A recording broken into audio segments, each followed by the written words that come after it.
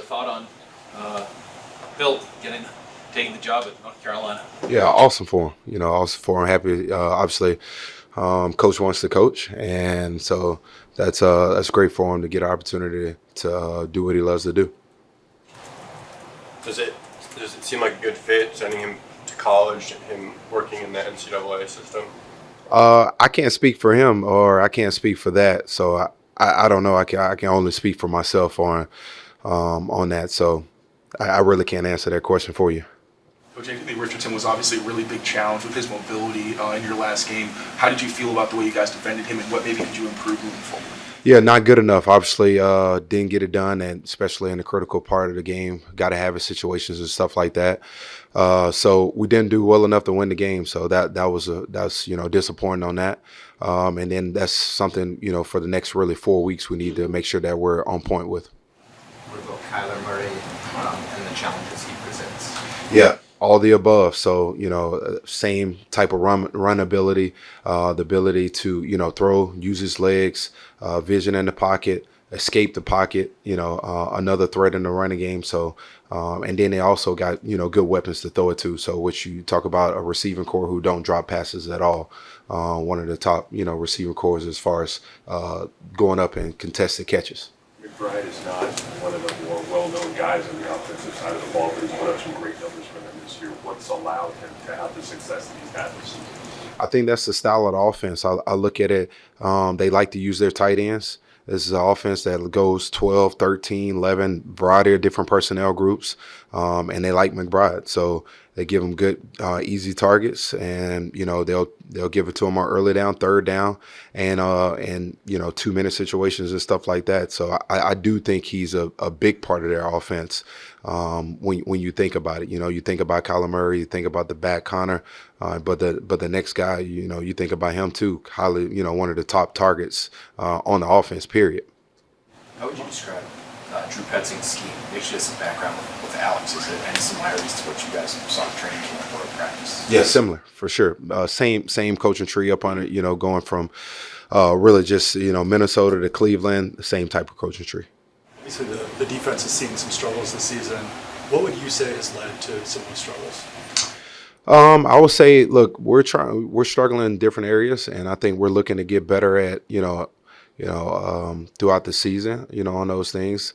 I wouldn't say that it's one thing here, one thing there. I think it's been different challenges throughout the year, at different parts of the year and different areas.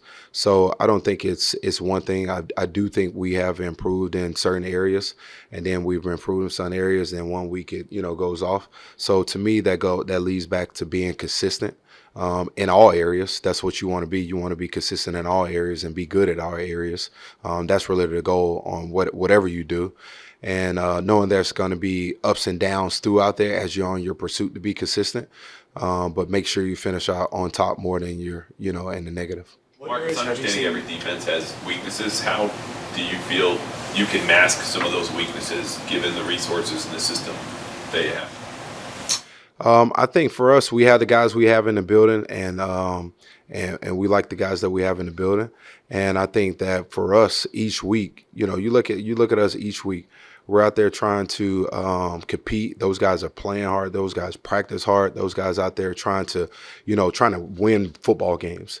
So for me, like those men, I like going to war with those men I got in that locker room. I like going to work with those guys every single day. And I like, showing up to work for them, trying to win ball games for them. All right, that's what we're trying to do for those guys in that locker room. And I appreciate everything they do. And our coaching staff, and we like the guys that we're working with. And for us, that's what we're going to continue to do for the next 4 weeks and go out there and try to put us in the best position to win for the next 4 games. That's really to answer your question on that. Gerard Mayo mentioned a couple of weeks ago, Gerard talked about some guys that he wanted to see really get a sense of where they were. And he mentioned 5 guys on the offensive side of the ball. Are there guys on the defensive side of the ball? You talked about guys like Cole Strange and Jacob Wallace and Polk and Baker and those guys.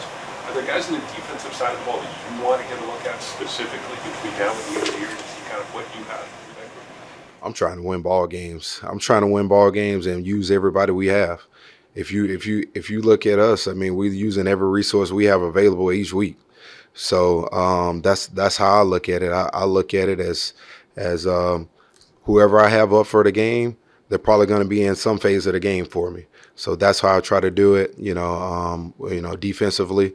So if you can help us out in the area and help us win and help us execute to the common goal, that's what we're going to do. That's kind of how I look at it. And the guys who can execute throughout the week, whoever execute throughout the week, and whoever executing throughout the game stays in the game. So that's kind of how I see it defensively. On that point. Gerard has talked a lot about letting coaches coach. Yeah. I'm curious how involved he is defensively, how much influence he has maybe in the plan during the course of the week as you build the plan and get ready for Sunday.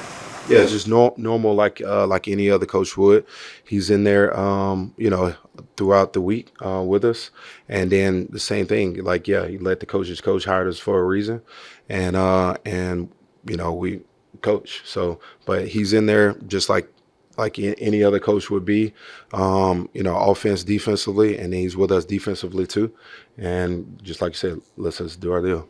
It's been used a lot on scout team this year, Joe Milton, you guys have used him a lot for scout team this year. How, for going up against a guy like Kyler Murray, my guess is you have Joe because he's a little bit more mobile in the pocket. What's it like to have a guy like that where your defense can kind of prepare for? Yeah, Joe's been great for us this year. He's been awesome for us each week. He's, come in and give us exactly what we're looking for.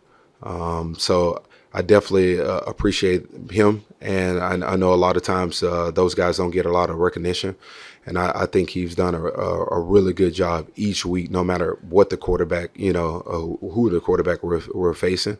Obviously, there's been more mobile quarterbacks, so it's been to his favor on that.